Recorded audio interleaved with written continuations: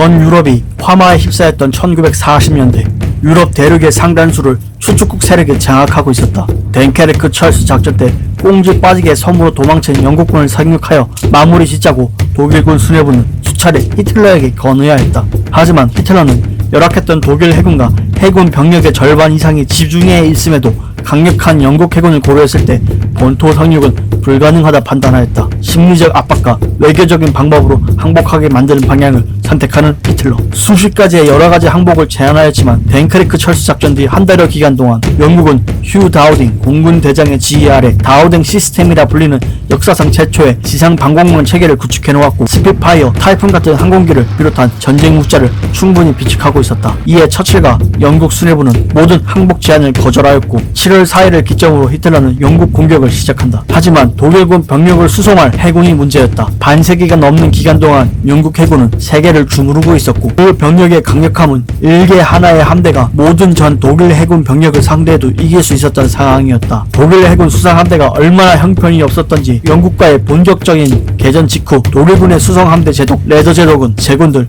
이제 선택의 여지가 없다.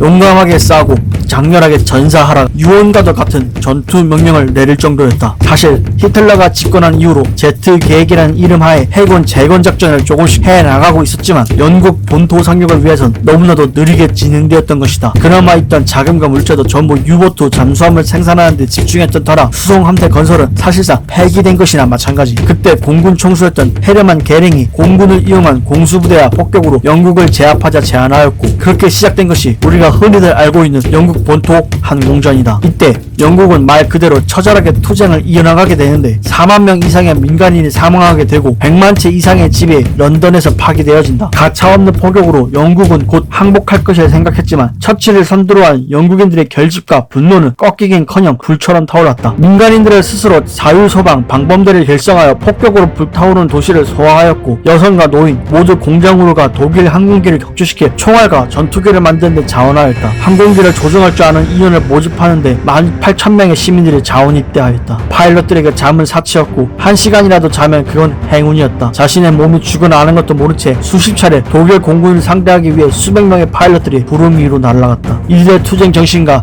희생 정신은 영국인들에게 큰 감명을 주었고 이들을 하늘을 위해 고결한 기사들이라 부르기 시작했다. 시간이 지날수록 견고한 영국인들의 저항으로 독일 공군의 피해가 점점 커져만 갔다. 특히 공군에게 있어 중요한 요소는 여러가지가 있겠지만 무엇보다 중요한 것은 베테랑 파일럿들이었다. 하지만 1939년부터 경험을 쌓아온 독일의 베테랑 파일럿들이 모두 전사하고 만다. 이 손실로 인해 추후 소련 침공 당시 중국 공군 수준의 영역밖에 없던 소련 공군 상대로도 힘겹게 고전하는 망신을 당하기도 하였다. 영국 본토 항공전이 시작되기 전 예상했던 독일군의 피해 규모보다 실제 피해 규모는 상상 그 이상이었다. 탄약, 항공유, 항공폭탄, 정비 부품 등 독일이 생산할 수 있는 양의 1.5배가 소모되어졌고 독일 항공기 또한 120%에서 180% 이상이 파괴되었다. 산업공항, 병력의 질, 무기 보급체계 모든 것이 영국 본토 항공전으로 인해 엉망진창 되어져 버린 독일은 영국을 이대로 포기할 수 없었다. 이에 독일 수뇌부는 공격 전술을 변경하게 되는데 바로 세계 최초의 제트 추진 순항 미사일로 평가되어지고 있는 보복병기 일명 페알케텐스와프 V1 미사일을 영국 본토 포격에 적극 사용하는 것이었다. 정식 명칭은 피젤러. 영국에게 보복하자는 선동을 국민들에게 하기 위해 선동 수단으로서 이용하고자 보복 무기 1호라 히틀러가 직접 명명하였다. 사실 이 무기는 영국과의 본격적인 싸움이 일어나기 전인 1934년 이미 개발이 완료된 상태였다. 더군다나 이미 존재하는 기술들을 사용한 저렴한 병기였기에 전투기에 비해 연료 소모는 8분의 1, 제작 비용은 30분의 1에 불과하였다. 값싼 가격으로도 런던을 공격할 수 있으니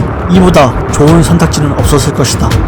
미사일이 날아가면서 표 지점에 도착했을 때 연료 공급을 끊어 프로펠러를 멈추는 단순한 기술이었기에 명중률이 높지는 않았지만 낮은 명중률은 엄청난 발사량으로 커버를 하였다. 영국 본토 항공전 동안 독일군이 발사한 V1 미사일의 양은 무려 15,000발, V1에 의한 사상자만 무려 24,167명에 달하였다. 앞서 언급했던 다우딩 방공망으로 인해 V1 미사일이 영국 본토에 떨어지기 전에 요격되어졌지만 값싼 가격과 고효율의 생산성 그리고 시속 640km라는 빠른 성력으로 인해 60% 정도만 막아낼 수 있었다. 당시 시속 640km는 영국 항공기 스피파이어와 타이푼도 충분히 낼 수 있는 속도였다. 상대는 전투기가 아닌 미사일이었다. 당시 요격을 나간 영국 에이스 테라 스펜서의 일화를 통해 V1 미사일의 요격이 까다롭다는 것을 알 수 있는데, 토마는 스피파이를 이용하여 V1의 빠른 속력을 따라잡기 위해 6만 피트 상공에서 급강하하여 격추시키다가 V1의 폭발에 휘말린 적이 있던 것이다. 이 일화 뒤 테리 스펜서는 V 미사일을 파악하기 위해 격추시키지 않고 따라다니며 정보를 조사하게 되는데, 이때 데리 스펜서는 V1은 파일럿이 없는 무인 미사일임을 깨닫게 되고, 미사일의 밑을 날아다니며 위를 보자 자이로스코프를 통해 무인 비행을 한다는 것을 깨닫게 된다. 이에 자신의 기체를 자이로스코프가 있는 부위에 날개를 쳐올려 직접 요격시키는 6탄 돌격을 감행하게 되고, 자이로스코프의 충격으로 인해 균형을 잃은 V1 미사일은 다람쥐 쳇바퀴 돌듯이 빙결을 회전하다 그대로 꼬꾸라졌다. 이 6탄 공격을 동료였던 톰 슬랙 중위가 스케치로 기록을 해두었는데, 이 스케치가 신문에 퍼져나가자 런던 시민들에게 용기를 북돋아주기도 하였다. 어떻게 해서든 미사일을 요격하여 조국을 지키기 위해 희생되어진 영국의 파일럿 수는 805명, 모두 6탄 돌격을 감행하다 희생되어진 용감한 기사들이다. 이러한 처절한 투쟁으로